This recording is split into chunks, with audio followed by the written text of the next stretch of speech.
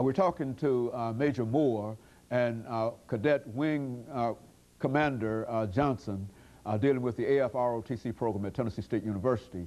And of course, ladies, before we had our break, we promised that we would give you an opportunity to talk about some other aspects of the AFROTC program.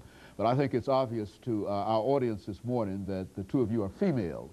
And so let's have you to talk about females in the AFROTC program, not only here at Tennessee State University, but exactly how are they received, females received within the Corps and within service itself. Let's do it from that perspective over the last 7 or 8 minutes that we have here.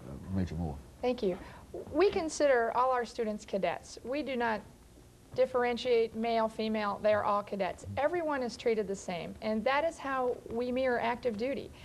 Everyone is treated with respect and dignity no matter what their gender is. Currently we have about 110 students in our program, of which about 28% are females. We're always trying to raise that, and every year it changes just a little bit.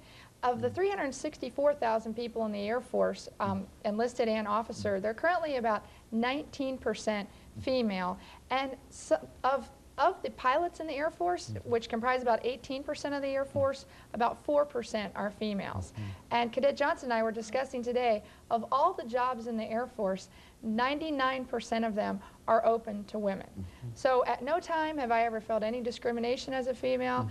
I think I've received equal treatment, and it does not matter what my race is or what my gender, and it's really been a very nice experience because I haven't just experience some of the things that people do in the civilian workforce. And that's how we treat minorities, women, everyone, all the same. So it's all across the board. Is that what we're saying, Cadet Johnson, in reference to treatment of females in the service? What about treatment in the Corps at the level that you're in now? Sir, it is just the same. It's an equal opportunity throughout.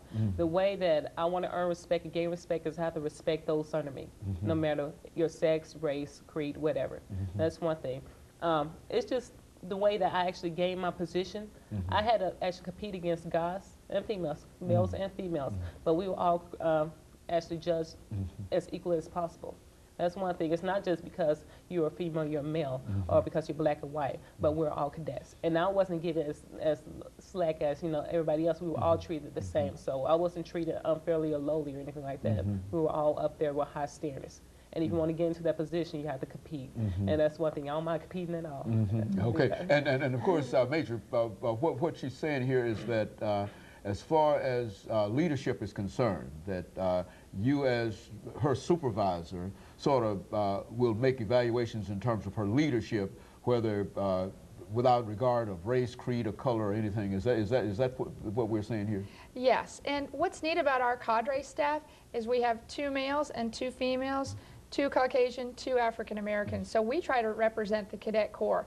We evaluate the students exactly as we are evaluated on active duty. We actually do a company grade officer performance report on our junior and senior cadets. And those are the same type of reports that lieutenants and captains receive on active duty. So we want them to know what they're getting ready to go through once they get on active duty, regardless of their career field. And there are some career fields that are definitely outnumbered by men, and possibly civil engineering, which Ms. Johnson may go into, may be one of those, but her commander will treat her no different. She will be a civil engineer on active duty 30 days after she graduates from Tennessee State University. And so everything is really worked toward trying to bring about leadership characteristics regardless of race, creed, or color, or anything. Is that it?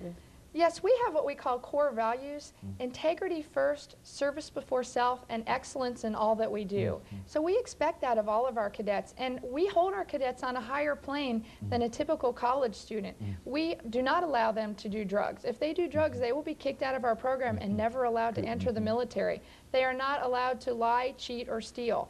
Actually, every time they take an examination with us, they have to sign a statement saying that exact thing, that they have not cheated on our tests. So we expect quite a bit of our students. If someone has too many traffic tickets or speeding tickets, or some type of civil involvement, we do not allow them in our program. If they have had a lot of civil involvements even before they join, if they have used drugs, many times we do not allow them to join our program because we're looking for the best leaders.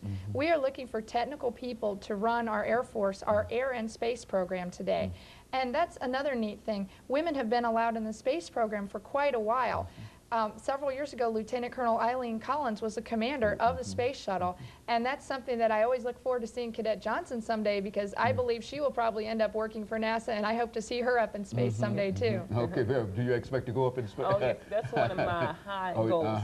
That's really one of my high goals to actually work for, obtain. And the only person that can stop myself is just only me. And that's one thing. I always have that goal of actually towards NASA, going towards NASA. So I can't wait to obtain it. You know, Major, I think that recently you mentioned the fact that one of the members of your staff was preparing to go to a pilot school.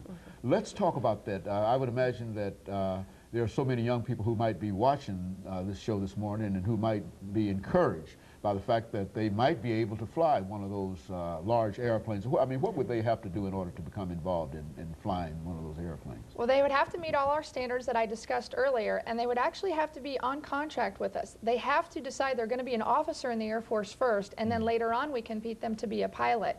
They take a test that I mentioned earlier called the Air Force Officer Qualifying Test. Their pilot and navigator scores of that test are very important.